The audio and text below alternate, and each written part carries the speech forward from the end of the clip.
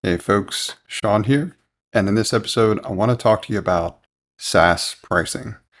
How to price your software effectively so that it works for you, works for your users, works for your customers. Now, the reason why I want to talk about this topic is because I'm seeing a lot more content lately that's talking about how the golden age of SaaS is over or whatever. Long story short, been in this game a long time. That message has come back probably at least once a year for the past 10 to 15 years. So I don't think SaaS as an industry is really going to be going anywhere. Anything, we may see slight variations and changes. I'm unfortunately old enough to have seen us go from centralized, from a computing perspective where all the resources lived on a mainframe. We access them from terminals, which we now know today essentially as computers, but back then they were just monitors really. All the way to decentralized, which was when we had local software, we were running local operating systems, we had all of our own memory and hard drive space and all this kind of stuff, all the way back to centralized again, which means cloud computing for the most part. So, long story short here is the industry has a tendency to kind of repeat history, but it's often a different variation of that, whatever you experienced before. So that stuff is normal. So I think this is all just part of a normal cycle and evolution when it comes to technology. There's always going to be changes. You and I are in this industry. We're probably pretty used to it by now. So first things first, nothing to panic about. Second thing I want to talk to is managing SaaS pricing today, 2023. So what had been most common for decades realistically at this point is subscription pricing. You would pay a certain either fixed amount or something along those lines for access to the product for a period of time, usually monthly, sometimes annually, sometimes both.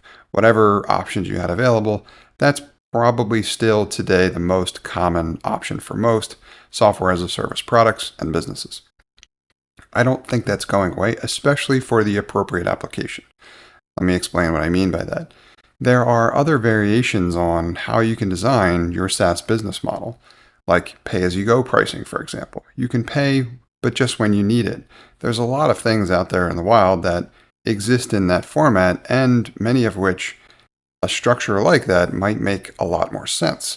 And I think we're seeing some of that, and I'm going to share some examples with you. So that's what I mean by what to potentially look out for in terms of how some of this might change and evolve over time.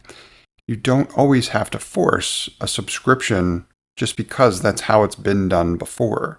There are other options that might be better for you, for your user, for your customer, and potentially even more lucrative because it makes more sense for that application.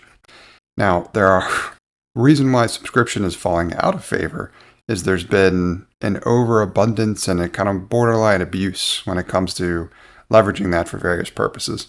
One of the most famous, or I should say infamous examples at this point of basically bastardizing that as a concept is the automotive manufacturer BMW started charging a subscription for features that were already built into the car, like heated seats, for example. I wrote a topic about this a while back, and it was a pretty laughable concept even then before they launched it, and they launched it. And as you might imagine or have predicted already, the results were to be expected. There was a lot of backlash. People outright rejected it. People stopped buying their cars because they tried to play these games. So, long story short, the manufacturer has since reversed that decision. Probably shouldn't have even tried it to begin with. That's a perfect example of where subscription clearly is totally inappropriate. And shame on you, BMW, for even trying something so stupid.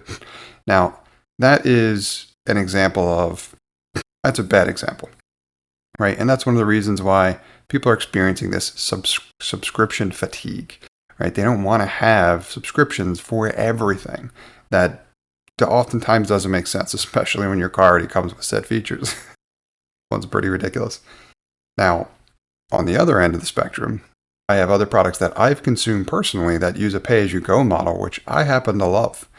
For example, we were doing something for childcare, and we wanted to run a quick background check or something like that before we had hired some childcare. So found a service for it, signed up for it, and the way that their pricing model works is you give payment information, but you only pay for each one that you order. So it's really a pay-as-you-go. And you can kind of just keep it there. If you need it again, order another one. At the end of the month, you'll be charged for what you used. So when I signed up for it, I assumed it was subscription. I was wrong about that. And when I had run one, I went to go cancel because I want to make sure I wasn't going to be charged for something I wasn't using. And they explained this to me, and I was like, oh, wow, that's a great way to do this. It's perfect. If that's the case, I could see myself using it at some point in the future, so I'm just going to keep it. But I don't need to worry about being charged for something I'm not using, right? Better application of that strategy. So all this is to say that this is normal in terms of the evolution that we always see in tech and software, and that you should look inwardly for, in terms of your product, to have a better understanding in terms of what model makes the most sense for you, your customers, and your users. Should you be leveraging a subscription model, or should you be leveraging a pay-as-you-go model? There are great applications for both. It's just a matter of doing the research, figuring out what makes the most sense, what's going to be the most valuable and of interest to your users and your customers, and what's going to mean that you're able to design the product and the business that you want to have, including levels of profitability, economic performance, and sustainability.